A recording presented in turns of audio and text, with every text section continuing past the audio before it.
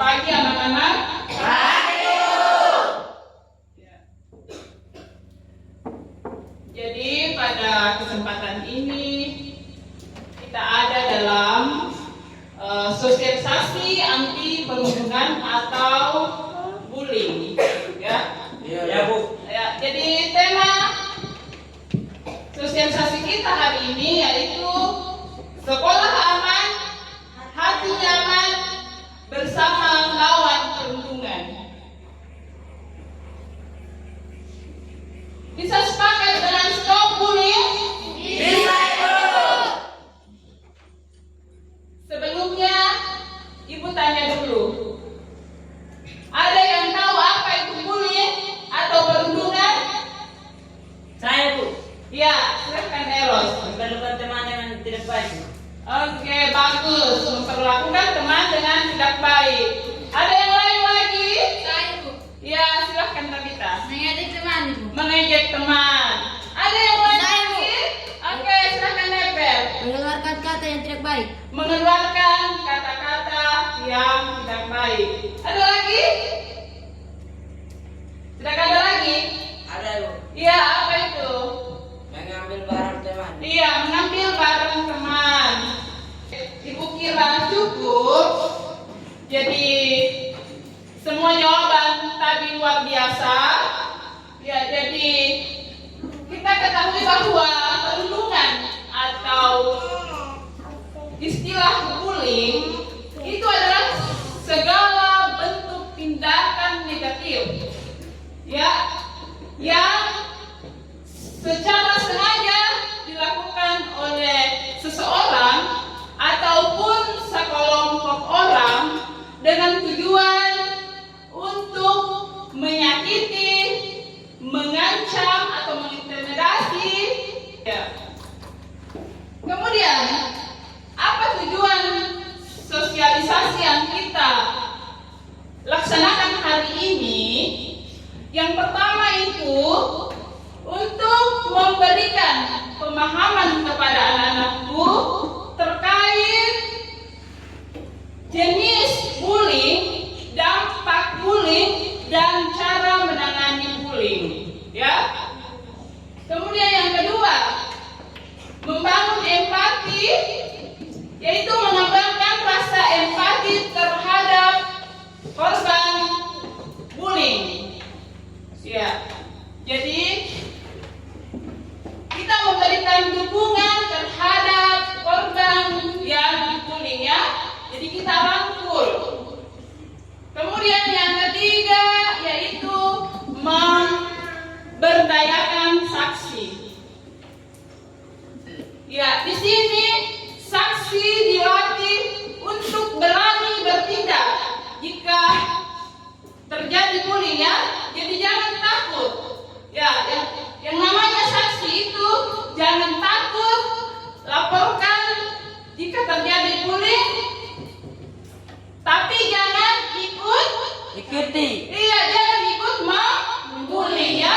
Iya, yang namanya saksi itu jangan ikut membuli. Kemudian yang berikut tujuannya yaitu membekali pelaku, yaitu jika terjadi bullying itu pelaku diberikan pemahaman atau diberikan bimbingan atau pembinaan supaya bullying tidak kenapa? Tidak terjadi kembali, ya. Jadi itu sebenarnya tujuannya kita melakukan sosialisasi hari ini.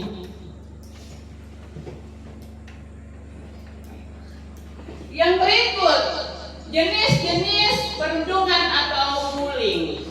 Jadi ada bullying atau perundungan bersifat fisik, ada yang bersifat verbal, ada cyberbullying, dan ada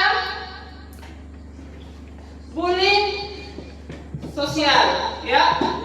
Jadi bullying fisik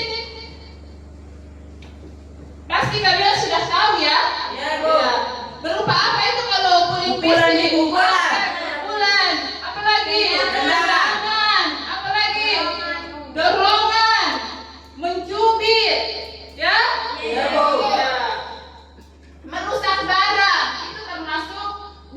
jenis Fisik. Kemudian yang verbal. Nah, bullying verbal ini yaitu tidak berkaitan dengan fisik, tetapi berkaitan dengan kata-kata atau perkataan. Perkataan yang bisa menyakiti, iya, menyakiti orang lain. Apa contohnya? Ngejek, kemudian menghina, memanggil dengan julukan yang tidak baik, ya. Ya, Bu. Kemudian mengancam, memanggil apa? Julukan orang tua yang tidak baik. Itu ya. Ya, Bu. Ya, kamu bilang di sini bamaki. Iya.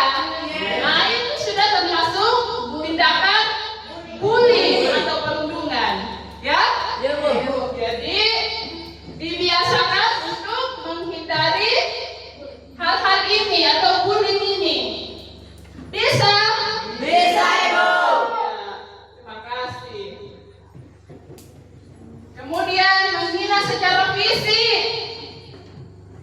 Paham maksudnya menghina secara fisik? Paham, Ibu.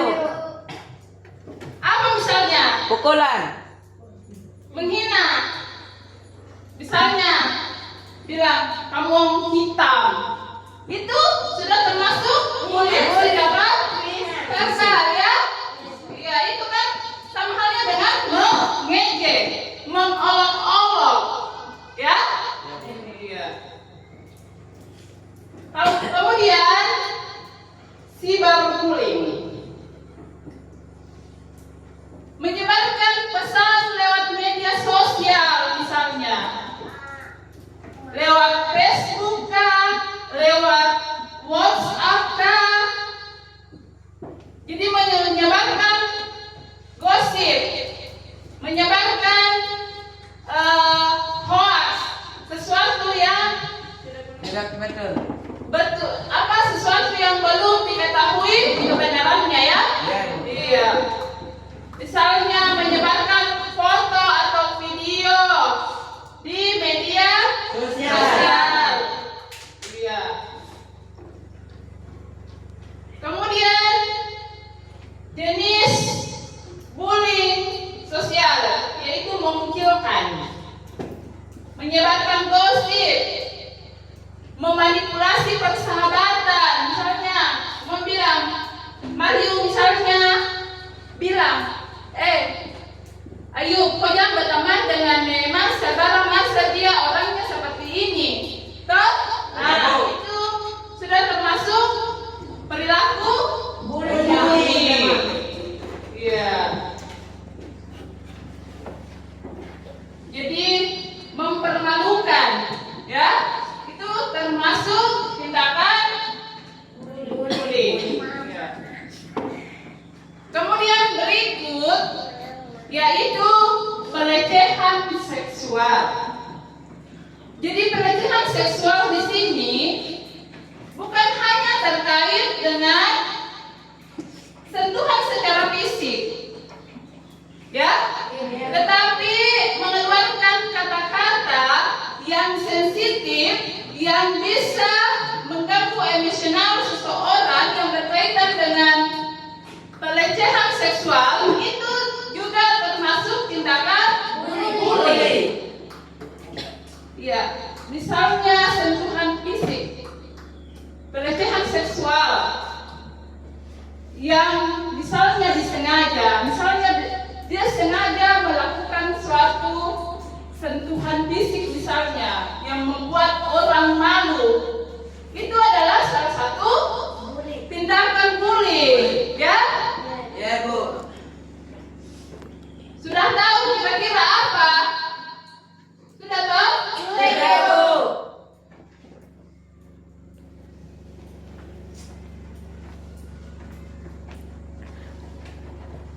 Kemudian pihak yang terlibat dalam perundungan atau bullying ini berarti ada pelaku, ada korban, dan ada saksi. Jadi ada 3 yang terlibat dalam bullying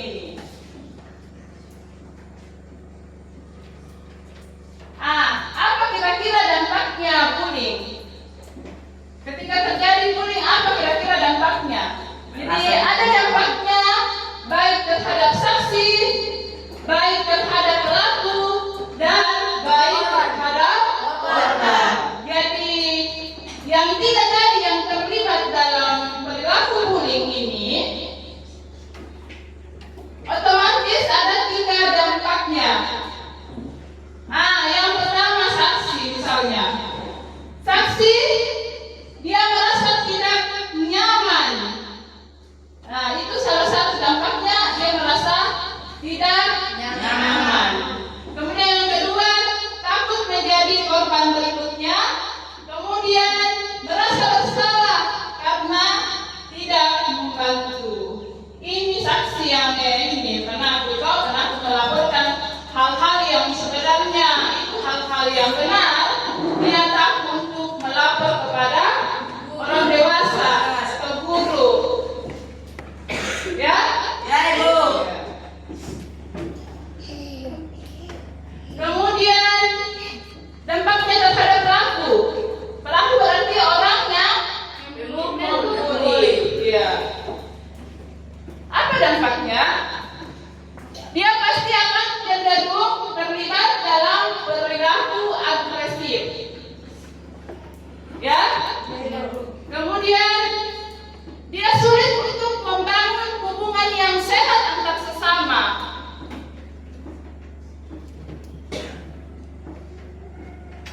Kemudian dia juga memiliki resiko terlibat untuk kriminalitas atau kejahatan di kemudian hari.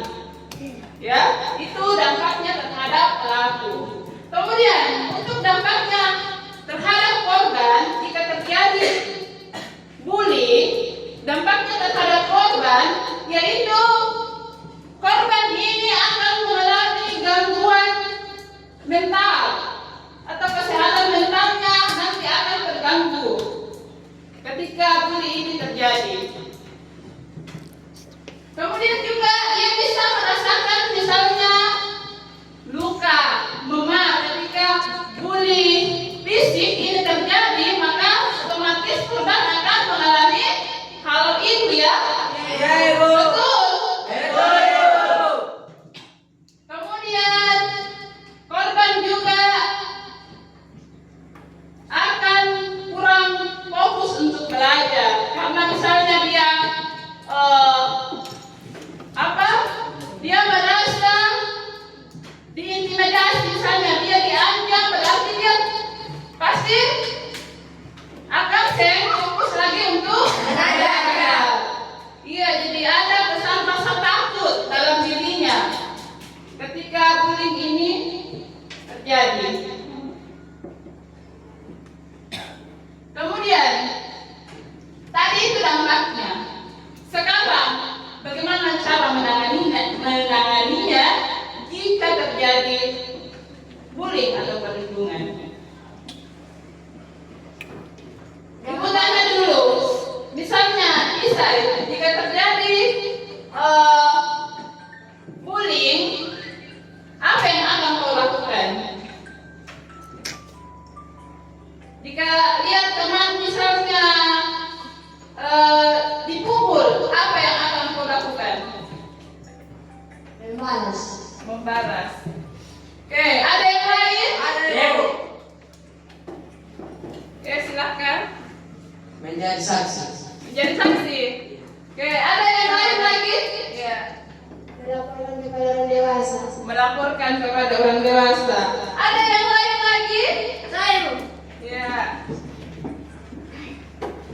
Jangan membalas. Jangan membalas. Ya, ada yang lain lagi? Oke.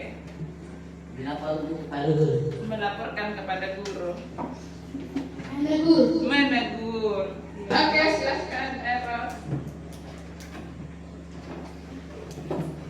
Oke. Menghentikan perbulian itu. Menghentikan perbulian. Ada yang lain lagi? Saya. Oke. Membantu dia. Membantu dia. Maksudnya ini membantu dia, membantu pukul dia atau bagaimana? Kasih selesai. Kasih selesai. Iya. Ada yang lain lagi?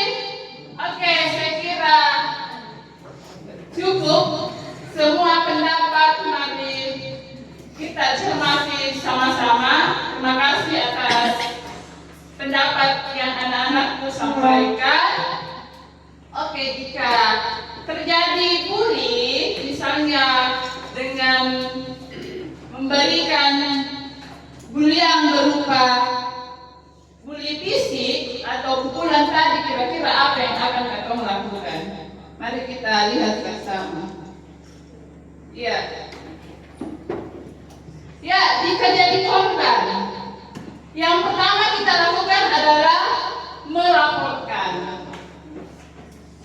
Ya, jadi ketika jadi korban dari perundungan, yang pertama adalah kita melaporkan, segera ceritakan kejadian yang terjadi kepada guru.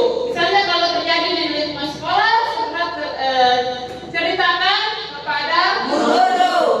Iya, itu hal yang pertama. Tetapi menceritakannya harus memang sesuai dengan kejadian yang sebenarnya ya. Tidak boleh menambah. Ya? Iya. Kemudian yang kedua, jangan dibalas. Tadi seperti yang Eder katakan, jangan dibalas. Iya. Jadi hindari membalas perilaku bullying dengan perilaku yang sama atau sama halnya dengan bermain hakim sendiri. Ya, jadi kalau teman pukul berarti jangan dibalas, tetapi dilaporkan kepada guru misalnya atau diselesaikan. Ya? Kira-kira kalian bisa terapkan bahasa yang ini? Bisa, Ibu. Biasanya kalau pukul balas dengan pukul lain. Jadi lewat workshop ini, hal-hal yang sebelumnya kalian lakukan bisa tidak kalian terapkan? Bisa, Ibu. Kemudian yang ketiga, tunjukkan sikap tegas. Jadi sebagai korban misalnya, kita harus tunjukkan kepada orang bahwa kita adalah orang yang tegas atau tangguh, supaya orang tidak membuli kita, ya. Ya, Ibu.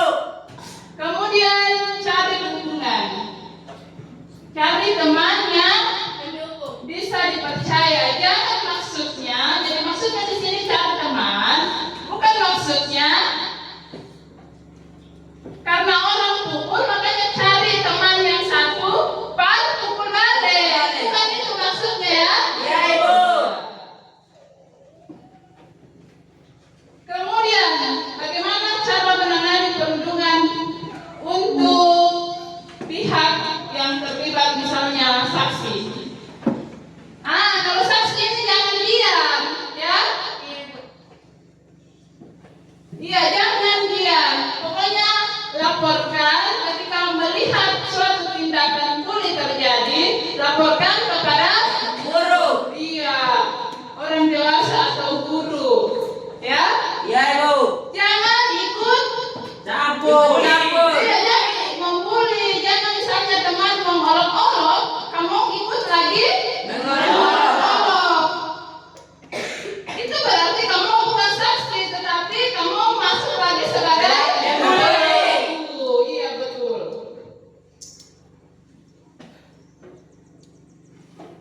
Kemudian bantu korban, ya. Ya. Yang namanya saksi itu berarti harus Membantu dia korban. membantu korban atau merangkul korban, ya, Ya, Ibu. supaya korban merasa Senang. tidak senang atau merasa nyaman atau merasa tidak sendirian atau merasa tidak dikucilkan. Kemudian yang ketiga, tadi ada dari anak-anak yang mengatakan tegur. Oke, itu sudah betul langkah yang dilakukan, menegur. Jika merasa bahwa apa untuk menegur, tegur, ya. Tapi kadang juga ada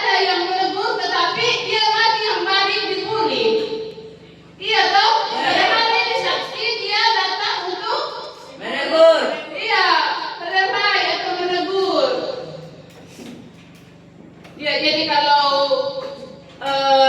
melihat tindakan bully terjadi, sebisa mungkin kalau kamu ada di situ sebagai saksi, sebisa mungkin untuk tegur dengan sopan ya.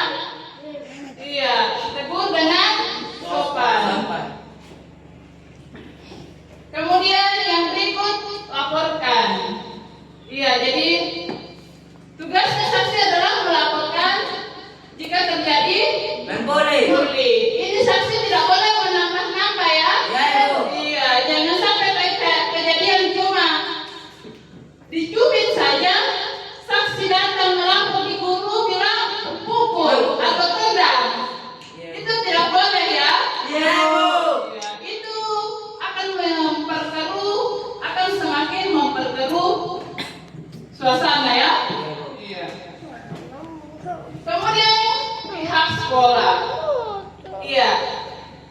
Pihak sekolah dalam hal ini misalnya guru ataupun andaikan ada guru bimbingan konseling, itu dia ketika terjadi yang namanya tindakan bully itu harus mendengarkan korban. Ya. Jadi dengarkan dulu cerita dari korban, ya. Kemudian rangkul dia, berikan rasa aman terhadap dia, ya, supaya gangguan kejiwaannya itu, tenang atau kejiwaannya tidak terganggu. Kemudian yang kedua, melakukan komunikasi dengan pelaku. Jadi pihak sekolah yang menangani, misalnya jika terjadi bully, itu bukan cuma mendengarkan cerita dari korban, tetapi dia juga harus melakukan komunikasi terhadap pelaku korban. Jadi harus mencari akar masalahnya atau motif bully itu, ya. Harus mencari akar masalahnya sehingga terjadi bully itu, ya. Kemudian guru juga punya kewajiban untuk memberikan konseling atau pendampingan ya terhadap pelaku bully. Kemudian yang berikut, terapkan aturan yang tegas. Jadi sekolah kita sudah punya tata tertib ya, tata tertib. Dan itu pasti tata tertib punya sanksi ketika melanggar. Salah satu tata tertib yang ada di tata tertib sekolah kita adalah tidak boleh membuli. Ya. Berarti ketika terjadi itu berarti tetap ada sanksinya. Kemudian yang berikut adalah edukasi. Ya, seperti yang terjadi hari ini, itu memberikan sosialisasi dan edukasi serta memberikan pembinaan jika terjadi bully. Ya, jadi mungkin itu saja yang Ibu sampaikan di workshop ini. Mungkin kita bisa melihat salah satu video ini, bisa menyaksikan salah satu video ini yang Ibu akan putar.